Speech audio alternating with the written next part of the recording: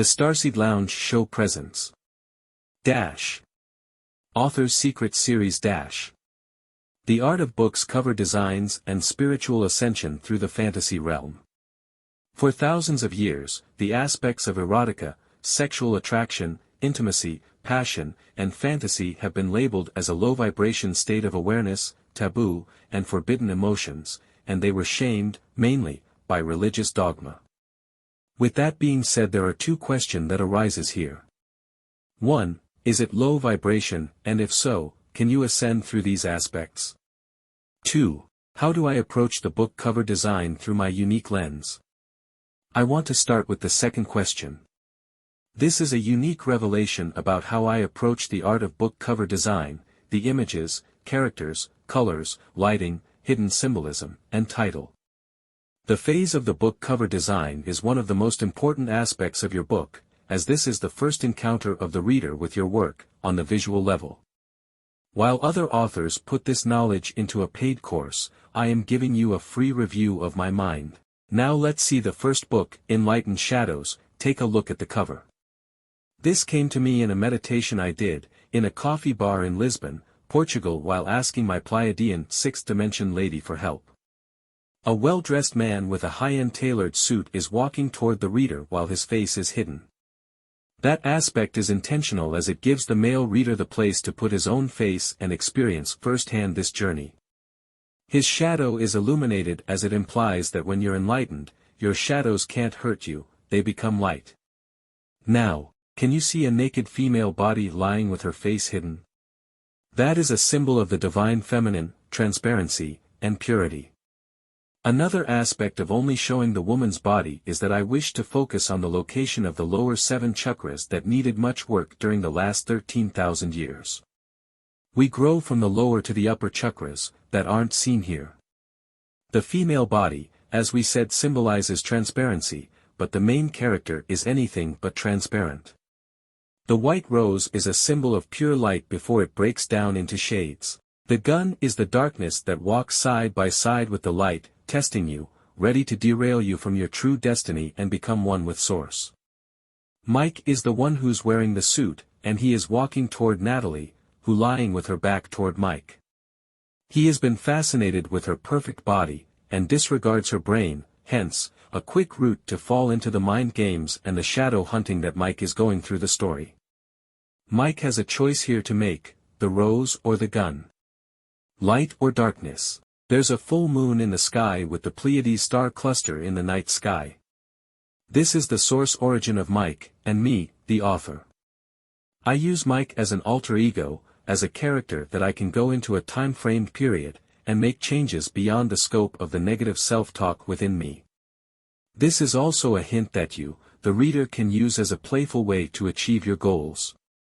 Now, pause the video for a moment. Relax. Absorb these insights before we get deeper into the rabbit hole. Just a little bit. After the fall of my last true home, Atlantis, about 13,000 years ago, fell. With Atlantis, more advanced civilizations and sacred knowledge went missing as humanity began the darkest and lowest period. As humans now only use 2 strands of DNA, true wisdom was only accessible to the few that remain awakened. This knowledge includes divine feminine and masculine, sacred geometry, sound frequencies, 15 energy centers aligned with 15 dimensions, our true cosmic origin, and more. In the Midnight Train trilogy, I'm taking the main character, Mike, on a soul's journey from the lower 3rd dimension spectrum to an awakening process that runs through 3 parts of the trilogy. Mike's journey is using the sex chakra and the solar plexus as a part of his process. They are being used as a portal where he needs to learn, grow, and accept the notion that while he thought that his life was perfect, but only on the aspects of the material realm. His perception of relationships, passion, lust, and love is about to be challenged heavily in this trilogy. The entire process that the hero is going through in the trilogy matches the soul's journey from the Indigo Children perspective here on planet Earth. But there is a twist here, one among many, which is that unlike 90% of the authors out there, the hero didn't hit rock bottom.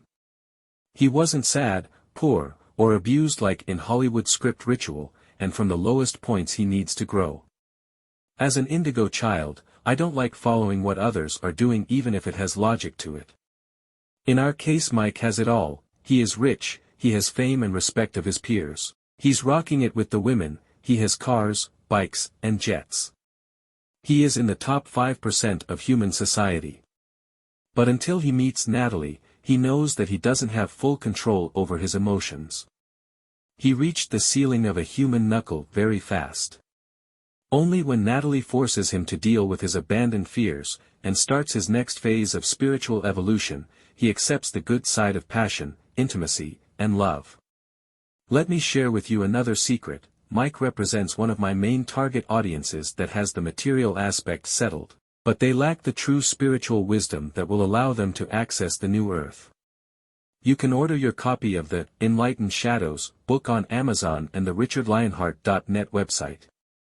I will put the relevant links below. Now, from the Midnight Train series, I'm moving to the next project, mine, Diario de un Mochilero, a fictional travel diary to Colombia. Here I'm using the same technique, but this time, I'm taking the hero from the rock bottom to his true potential of ascension. The hero meets a mystical gypsy woman at the airport, and she's offering a magical quest that he needs to complete to make the transition to the next phase until he reaches the final portal. Everyone has an erotic and passionate experience, each holds a lesson and a key for the next portal. The use of the lower chakras is a way to target the heart chakra, which is the most important portal within the human body to achieve your true desires. The hero is a sleepwalker who is slowly awakening to an awakened state. He finds out who and what he is. This project is another unique way for me to target the sleepwalkers of Earth through the fantasy realm.